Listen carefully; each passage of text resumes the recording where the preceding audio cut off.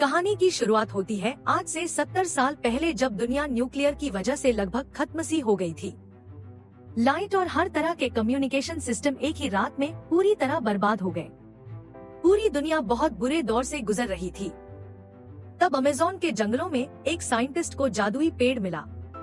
इसके करिश्माई फूल में इतनी ज्यादा ताकत थी कि यह पूरी दुनिया को बिजली दे सकता था। इससे इंसानों ने फिर से सब कुछ बनाना शुरू कर दिया। इस आविष्कार के बाद सभी जादुई पेड़ सरकार के कंट्रोल में आ गए। इस न्यूक्लियर युद्ध के बाद पैदा होने वाले 90% बच्चों में जेनेटिक प्रॉब्लम्स आने लगी। इसके बाद साइंटिस्टों ने यह प्रॉब्लम सॉल्व करने के लिए उसी पेड़ के फूल को ह्यूमन डीएनए में डाल दिया। इसके बाद हर एक इंसान अपनी माँ के पेट से ही कोई ना कोई ताकत लेकर पैदा होने लगा। किसी की सुनने की शक्ति कुछ ज्यादा ही बेहतर होती तो किसी की नजर बहुत ज्यादा ही बेहतरीन। इस तरह की ताकतों के साथ पैदा होने वाले लोगों को सुपर ह्यूमन बुलाया जाने लगा और यह लोग इस नई दुनिया में बिल्कुल राजाओं की तरह जीने लगे। लेकिन लगभग 10% लोगों का इम्यून सिस्टम थोड़ा कमजोर था, जिससे उनके शरीर ने इस फूल को बिल्कुल भी एक्सेप्ट नहीं किया। इन लोगों को स्पेशल्स बोला जाने लगा और इन्हें सिर्फ छोटे मोटे काम दिए जाते, जैसे साफ सफाई, मेंटेनेंस वगैरह। अब हम जेनेसिस इंस्टीट्यूट में क्लोई को देखते हैं, जो इस वक्त एक स्टूडेंट बनकर क्लास ट्रिप पर गई है और उसका व्हीलचेयर वाला पार्टनर लियोन सफाई करने वाला बनकर वहां आया। सबका ध्यान हटते ही लियोन ने एक डिवाइस की मदद से बंद दरवाजा खोला और प्राइवेट पार्ट में घुस गया।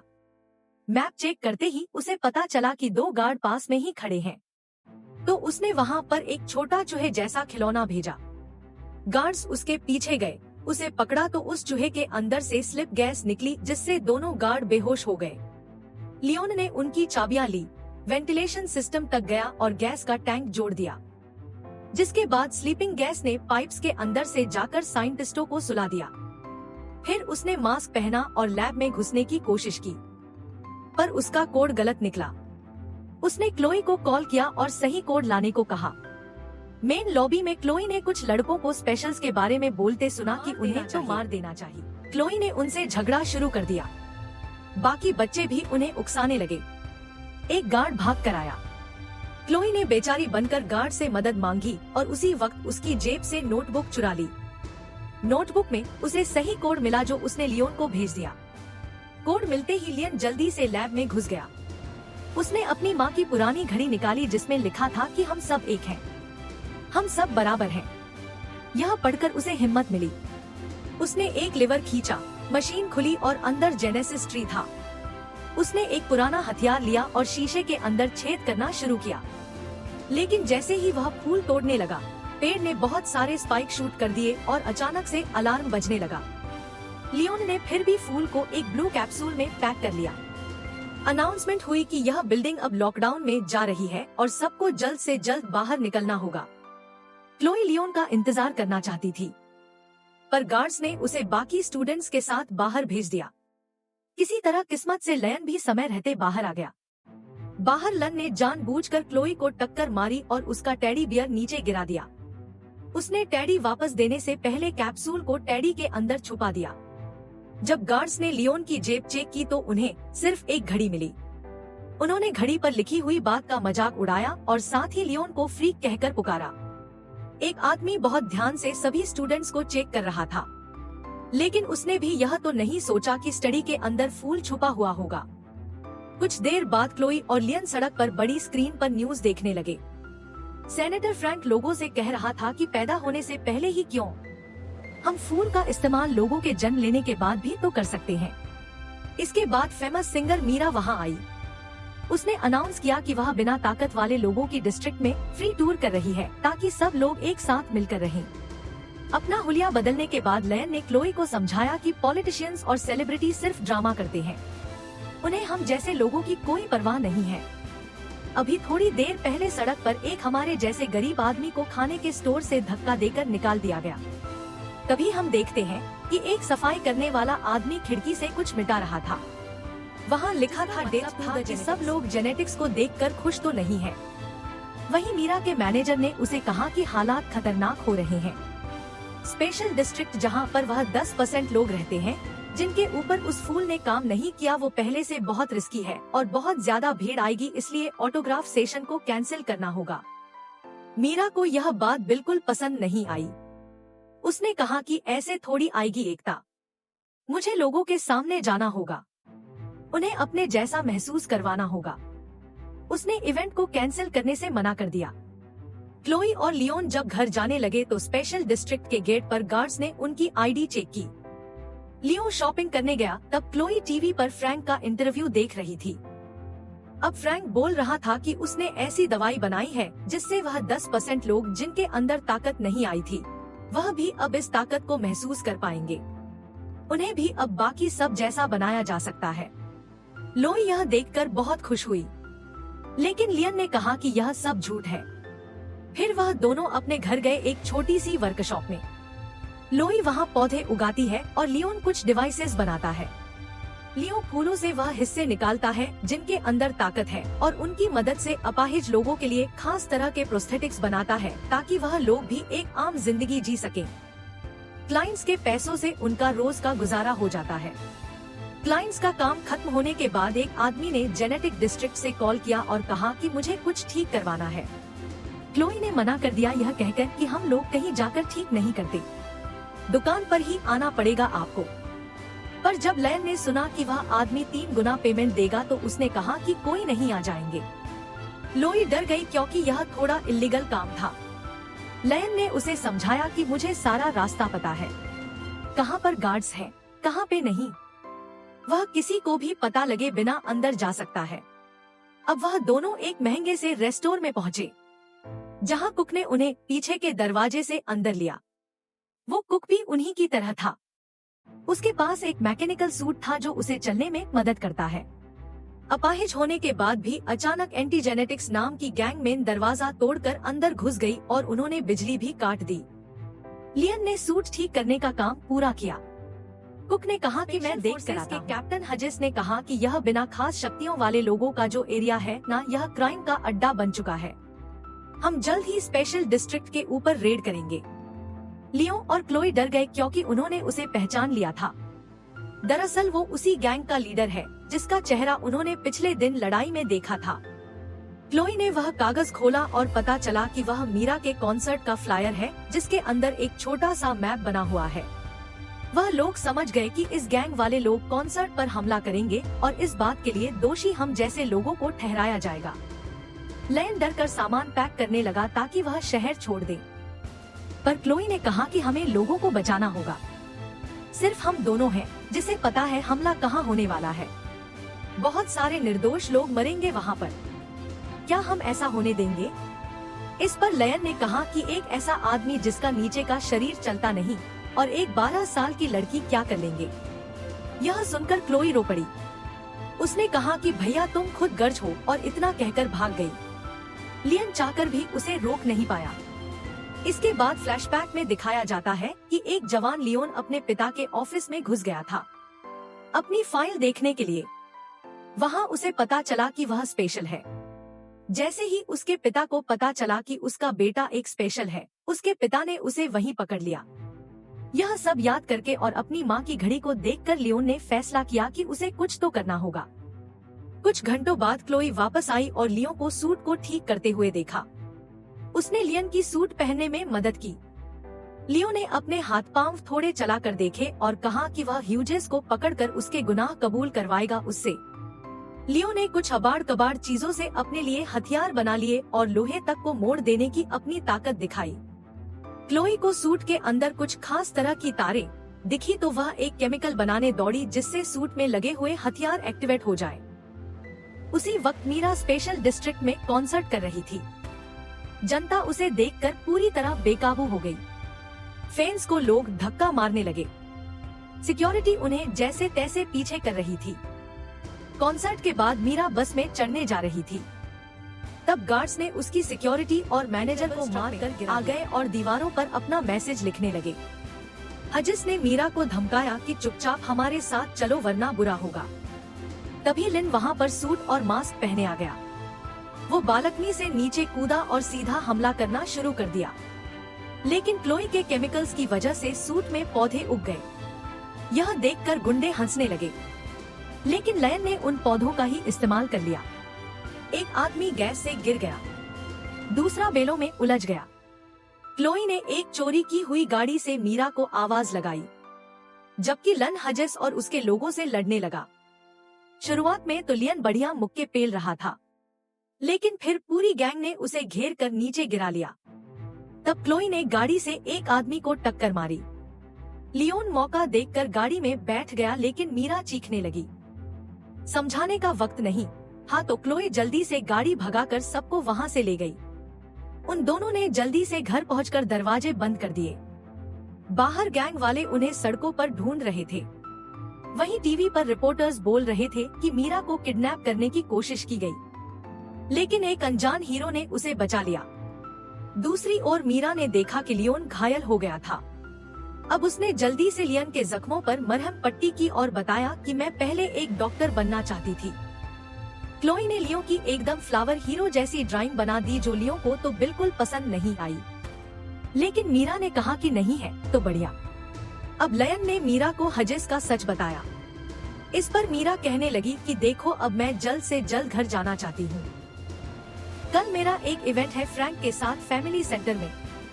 लयन को लग रहा था कि एंटी जेनेटिक्स गैंग का अगला टारगेट फ्रैंक होगा। आज उन्होंने मीरा पर हमला किया था, तो वह कल फ्रैंक पर जरूर करेंगे। यह गैंग जन्म होने के बाद लोगों में होने वाले एनहांसमेंट या बदलाव के खिलाफ थी। यह मानते थे कि जो जैसा पैदा हुआ है वह हो गया। मीरा इस सब के बारे में पुलिस को आगाह करना चाहती थी, पर लियोन ने मना कर दिया, क्योंकि हजेस भी तो एक पुलिस कमांडर ही है। अब उन लोगों ने मिलकर आगे का प्लान बनाया। अगले दिन मीरा और लियोन फैमिली प्लानिंग सेंटर गए, जैसे वह कोई नया शादीशुदा जोड़ा हो जो अब बच्चे करना चाहते हैं। उसने डॉक्टर से कहा कि सर, मैंने अपॉइंटमेंट नहीं ली और ना ही किसी को आज तक अपने पति के बारे में बताया, क्योंकि मैं मीडिया से अपने परिवार को बचाना चाहती हूँ। लियो ने डॉक्टर को जैसे तैसे मना लिया कि वह उन्हें अपनी फैसिलिटी का एक टूर दे। इस सब के दौरान लियन ने बड़ी चालाकी से एक चाबी चुरा ली। फिर उसने वहाँ काम करने वाले लोगों का ध्यान भटकाया, यह कहकर कि मीरा अब सबके लिए परफॉर्म करेगी। यह कहकर उन्होंने सभी लोगों को एक कमरे में इकट्ठा कर दिया। तभी यह एंटी जेनेटिक्स गैंग के लोग आ गए और लियोन लॉबी में उनसे भिड़ गया। गुंडे उस पर टूट पड़े तो लियोन ने गैस बम्स छोड़े, जिससे उनके मास्क तक पिघल गए। शुरुआत में लियन बहुत बढ़िया लड़ रहा था, लेकिन वो लोग बहुत ज्यादा थे। उन्होंने उसे नीचे गिरा लिया और वह गुंडे मिलकर उसे मारने लगे। हजेस ने उसका मास्क उतारा और उसके चेहरे पर बार बार मुक्के मारने लगा। तभी अचानक फ्रैंक की सिक्योरिटी आ गई और गुंडे भाग गए। इस पर मीरा ने बताया कि उसने ही फ्रैंक को कॉल किया था, क्योंकि वह समझ गई थी कि गुंडे ज्यादा होंगे, लियो अकेला नहीं संभाल पाएगा। लियो ने पूछा कि गार्ड्स ने गुंडों को फॉलो क्यों नहीं किया, तो फ्रैंक ने कहा कि तुम हमारे लिए उनसे ज्यादा जरूरी थे।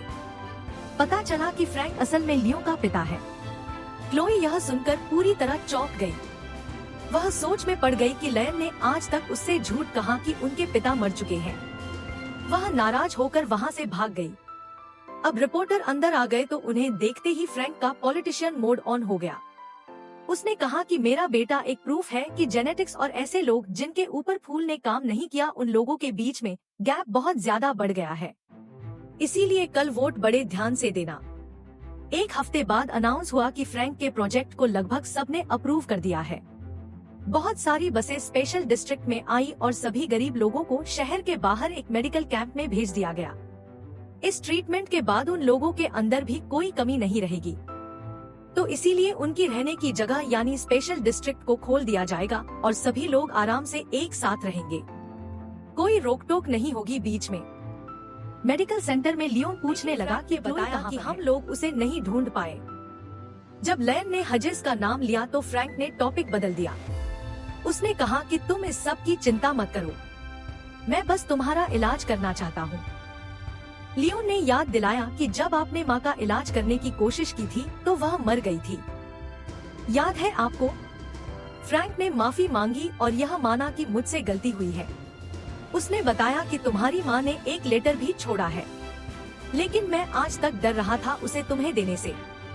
जब तक मैं हिम्मत जुटा पाता तुमने घर छोड़ दिया था। अब लन ने लेटर खोला। उसकी माँ ने लिखा था कि मुझे तुम लोगों को छोड़ना पड़ा, उसके लिए मैं माफी चाहती हूँ। वह चाहती थी कि लयन एक अच्छा आदमी बने, लेकिन उसे डर था कि लियन के अंदर का गुस्सा उसके दिल को खा जाएगा, उसके अंदर कड़वाहट आ जाएगी।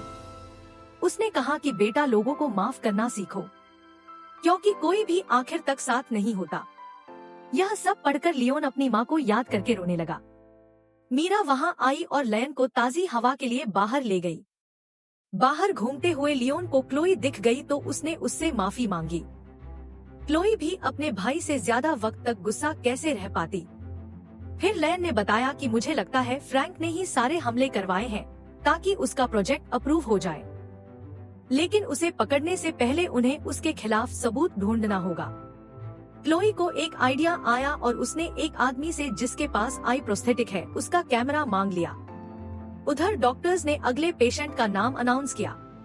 उधर लैब में क्लोई ने वेंट्स में घुसकर रिकॉर्डिंग स्टार्ट कर दी।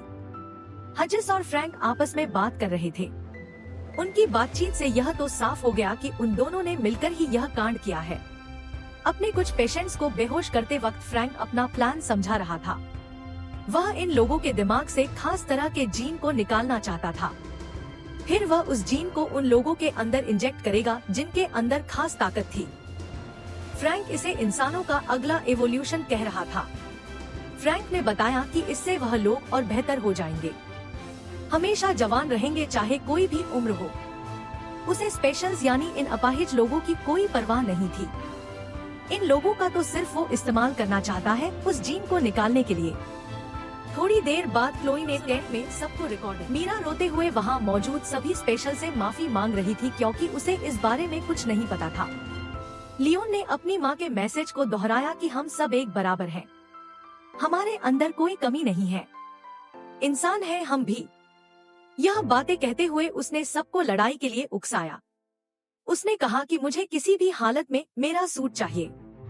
इस पर क्लोई ने बताया कि मैंने पहले ही स्टोरेज की चाबियां चुरा ली हैं। अगले दिन फ्रैंक और कुछ नर्सेज लियोन के कमरे में आ रहे थे उसका इलाज करने के लिए। लियोन ने चद्दर के नीचे अपना सूट पहना हुआ था। उसने तुरंत अपने पिता को पकड़ लिया और नर्सेज से वह इंजेक्शन छीन लिया। फ्रैंक ने कहा कि मैंने यह सब तुम्हारे लिए किया है बेटा, मैं तुम्हारा इलाज करना चाहता हूँ। लेकिन लन ने कहा कि तुम एक हैवान हो और कुछ नहीं। अब लैन ने उसे कमरे के अंदर बंद कर दिया। उसने क्लोई से थोड़ा बारूद लिया और सिक्योरिटी रूम की तरफ दौड़ने लगा। वहाँ मौजूद गार्ड से लड़कर उसने उन्हें गिरा दिया, लेकिन एक गार्ड ने जल्दी से अलार्म बटन दबा दिया ताकि सबको इस गड़बड़ी का पता चल जाए। उधर क्लोई ने कैमरा को कंप्यूटर से कनेक्ट किया ताकि वह पूरी रिकॉर्डिंग पुलिस को भेज सके सबूत के तौर पर। लियो के जाने से पहले मीरा ने उसे किस किया और कहा कि लौट कर जरूर आना। उधर टेंट वाले एरिया में हजेस अपनी गैंग के साथ आ चुका है। लियोन और स्पेशल्स ने उन्हें घेर लिया और बहुत बड़ी लड़ाई शुरू हो गई। स्पेशल्स के पास सिर्फ बर्तन, पाइप्स जैसी नॉर्मल चीजें थी, लेकिन उनकी तादाद ज्यादा होने की वजह से लड़ाई बराबर की चल रही थी। वहीं लियन का सूट उसे एक वक्त पर बहुत सारे लोगों से लड़ने की ताकत दे रहा था, लेकिन हजेस ने बैकअप बुला लिया और हथियारों वाले बहुत से लोग आ गए। कई स्पेशल्स लड़ते हुए गिर रहे थे, वहीं लियो हजेस से अकेले लड़ रहा था। कुछ देर बाद हजेस ने लियन को नीचे गिरा दिया और लियो ने भागकर बचने की कोशिश की। उधर सिक्योरिटी रूम में एक आदमी ने मीरा को गले से पकड़ लिया। तभी एक स्पेशल वहां आया और जल्दी से उस आदमी को मार गिराया। कंप्यूटर ने आखिरकार फुटेज अपलोड कर ही दी और क्लोई ने जल्दी से पुलिस को बुलाया। उधर लैब में लियन अपनी जान बचाने के लिए रेंग रहा था। हजेस ने पीछे से आकर उसे मारा। अब टेबल्स और कंट्रोल पैनल के बीच में उनकी लड़ाई हुई। लियोन ने जेनेसिस पेड़ की मशीन खोल दी और फिर एक चीज फेंक कर मारी जिससे शीशे के ऊपर क्रैक आ गया। उसकी इस हरकत के बाद तो हज ने लियन को पकड़कर और मारा और उसे मशीनों के ऊपर फेंक दिया। इससे पूरा शीशा ही टूट गया। अब हजे उसे मारने ही वाला था जब लियोन ने अचानक ही एक फूल तोड़ लिया। अब तक वह जान चुका था कि फूल तोड़ने से पेड़ के अंदर से स्पाइक निकलेंगे। वो हजेस के चेहरे में घुस गए और वह गिर पड़ा। वहीं पुलिस ने आकर फ्रैंक के सारे लोगों को अरेस्ट कर लिया। उन्हें कई सारे सबूत भी मिले। तभी क्लोई और मीरा लयन को देखने के लिए भाग कर आई और इस बार लयन ने आगे बढ़कर मीरा को चूम लिया। एक हफ्ते बाद सभी न्यूज चैनल्स फ्रैंक के इस घिनौने प्लान को एक्सपोज कर रहे थे। लोग कह रहे थे कि एक मास्क वाले आदमी ने सबको बचाया है। अफवाह थी कि वह फ्रैंक का बेटा है, लेकिन पुलिस वालों ने इस बात को नकार दिया। फ्रैंक खुद वहां से भाग गया था। अब गवर्नमेंट ने भी लोगों को अलग अलग रखने की अपनी पॉलिसी बंद कर दी। अब सब लोगों को आजादी थी, कोई भी कहीं जा सकता था। इस सब के दौरान मीरा का गला डैमेज हो गया था, तो अब वह गा तो नहीं सकती, लेकिन लन के साथ अपनी जिंदगी में बहुत खुश है। लेकिन फ्रैंक अभी भी फरार था। कहानी के आखिर में हम उसे देखते हैं कि वह अपने बेटे को दूर से घूर रहा था। वीडियो पसंद आई तो लाइक कर देना, चैनल को सब्सक्राइब कर लेना।